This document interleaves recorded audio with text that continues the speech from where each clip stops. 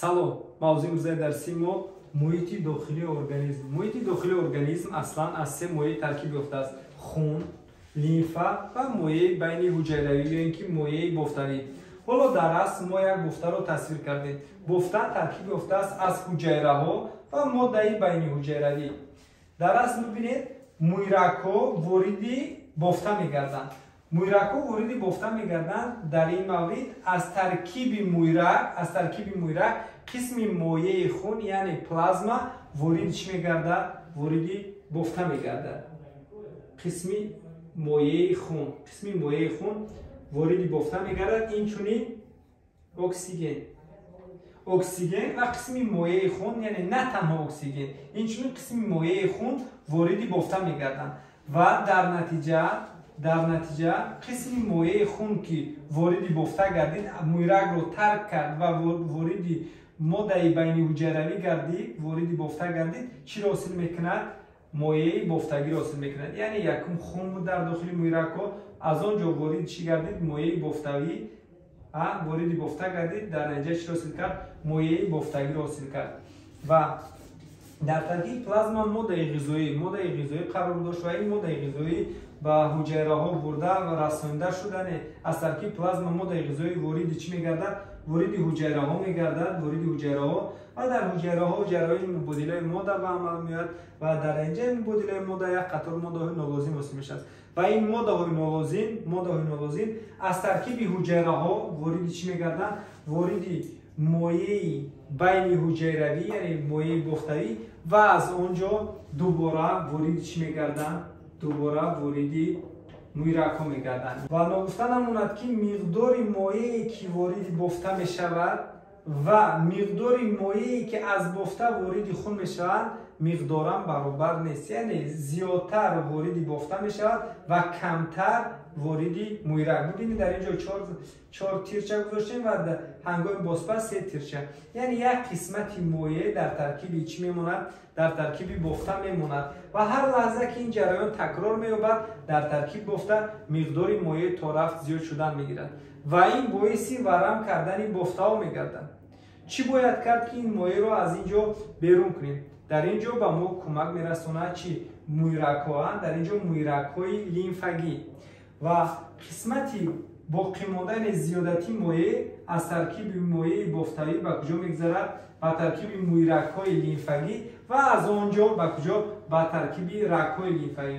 Ва ана ҳамин моеъи бофтагӣ ҳангоме ки ба мӯйракҳои лимфагӣ ворид шуд, чиро ҳосил мекунад?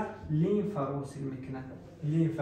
Ва лимфа ҳаракат карда дар рагҳои лимфавӣ ва баъд аз он аз рагҳои лимфавӣ боз ба чӣ? Ба системаи гардиши хун ворид мешавад. Ин буд табдилёбии моеъҳо. Ва ногуфта намонад ки таркиби химиявии ин моеъҳо, таркиби химия ва дигар параметри ин моеъҳо доимӣ аст. Доимӣ яъне устувор аст, амалан тағйир намеёбад. Ки инро чӣ меноманд? Гомеостаз меноманд. Гомеостаз нигоҳ доштани муҳити дохилии организм дар дараҷаи доимӣ ё ин ки якхела. Гомео монанд стазис ҳолат. Ва ана ин гомеостаз вобаста аст аз чӣ? Аз системаи буферӣ. Системаи буферӣ чист?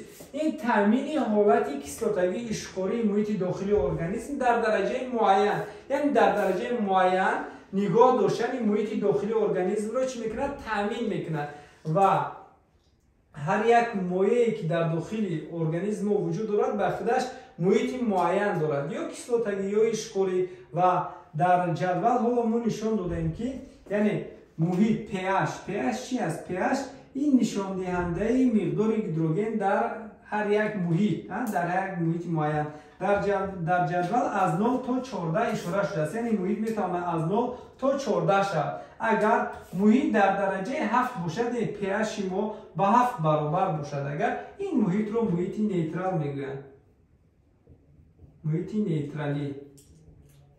Муҳити нейтралӣ аслан pH ба 7 баробар аст. вақте ки pH аз 7 кам шуд, агар pH аз 7 кам шуд, ин муҳитро чӣ мегӯянд? Яъне 7 6 5 4 3 2 0 ин муҳитро муҳити чӣ мегӯянд? Муҳити кислотагӣ. агар pH аз 7 зиёд шуд, агар ба сӯи 14 рафт, ин муҳитро муҳити чӣ мегӯянд? Ишқорӣ.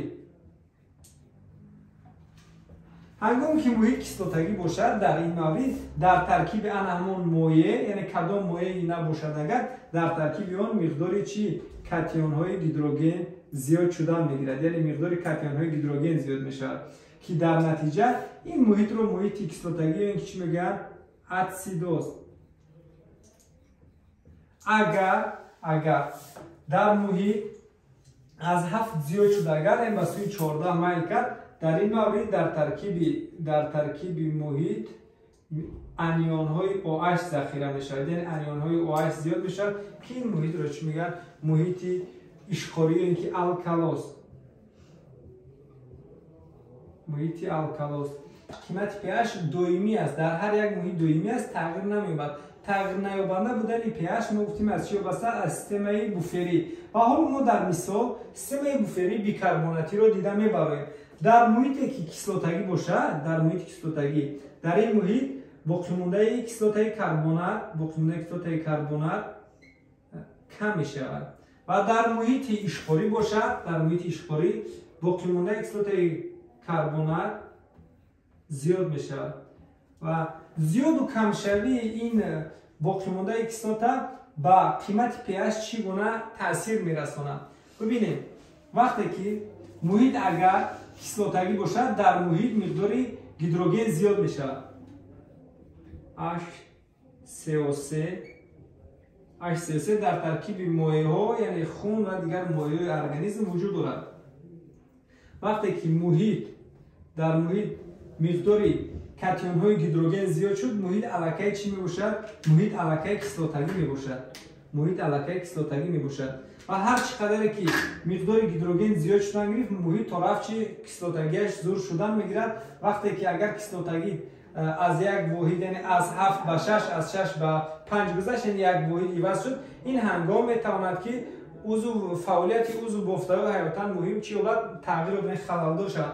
барои тағйир наёфтани ин pH ба мо чӣ ёрӣ мерасонад? ана ин боқимондаи кислотаи бикарбонат, яъне боқимондаи кислотаи бикарбонат пайваст мешавад бо гидроген пайваст шуда чиро ҳосил мекунад?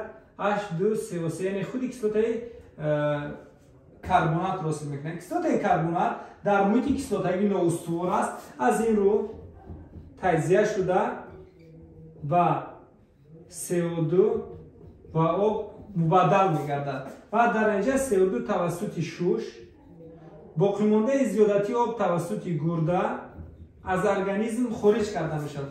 ва бо инро бубинед ки миқдори гидрогенро дар муҳит чӣ кор кард? Кам кард. яъне гидроген бо HCO3 пайваст шуда, дар натиҷа дар охир чӣ ҳосил кард? CO2 ва об ҳосил кард, ки онҳо аз организм кушидан берун шуданд. дар муҳити ишқорӣ бошад, дар муҳити ишқорӣ миқдори боқимондаи кислотаи карбонат зиёд мешавад. чӣ гуна ин ҷараён ба амал меояд? кислотаи карбонат дар муҳит вуҷуд дорад, дар ҳар як муҳит вуҷуд дорад ин кислота. барои ба ҳолати мувозинат баргардондани муҳит. ва дар муҳите ки OH яъне зиёд мешавад, дар муҳити ишқорӣ аллакай OH зиёд аст ва метавонад ки муҳитро ба самти чӣ барад? Ба самти ишқорӣ барад. ва дар ин муҳит кислотаи карбонат бо OH ба реаксия меравад, яъне хулоса аз таркиби кислотаи карбонат як атоми гидроген бо OH пайваст шуда чиро ҳосил мекунад? Обро ҳосил мекунад. бибинед, OH як гидрогенро қабул карда об мешавад, дигар ба муҳит таъсир намерасонад ва дар инҷо чӣ боқӣ мемонад? дар инҷо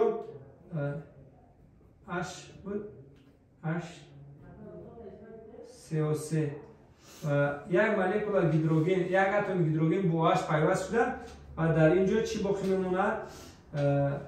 боқимондаи кислотаи карбонат. ташаккур ба диққататон.